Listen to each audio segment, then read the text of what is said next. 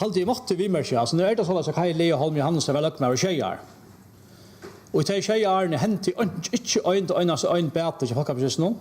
Ettla nok att man jauna I folkpensionen. Så point Arne Väl.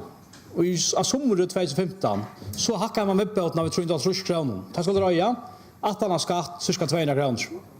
Men det måste hända samgången så finna pengar till och betala att vi tog ju vi att han har väl.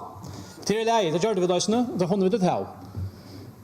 Och hända samgången. Och på 3 år eller 4 år då kommer I januari 2019.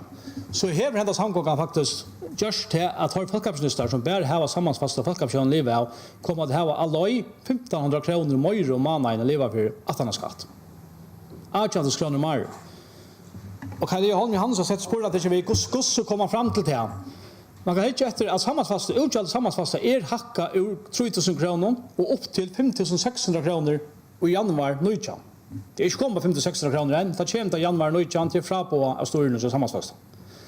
Så det rätt att grundupphatten I 2016 lackar I 54 kronor. Men vippbåten är snacka.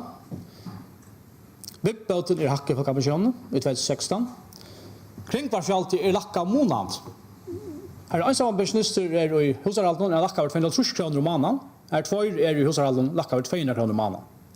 Och skatteren. Landsskatteren lackar till ödlon, belavon och medelintögon. Och inte minst till folkpensionister. Tar inte nu 15% I landsskatt och stället för 20% så är Arne sammantaget vi. Så vet du onkla rockningar hackajar. Men det som först och främst hacka till injalt sammansfasta. För jag då inte utjalt. Men pensionister är inte inne I sammansfasta. Det folkpensionister. Och barselskipet hacka löjte vi 0,1% I injaltet, men det inte folkpensionister helst till. Så för alla 1500 kronor I 2019, då kommer nästa. Har pensionisterna finns 1500 kronor mer att leva för månaden, 18 skatt eller 18 kronor mer under dessa samgången.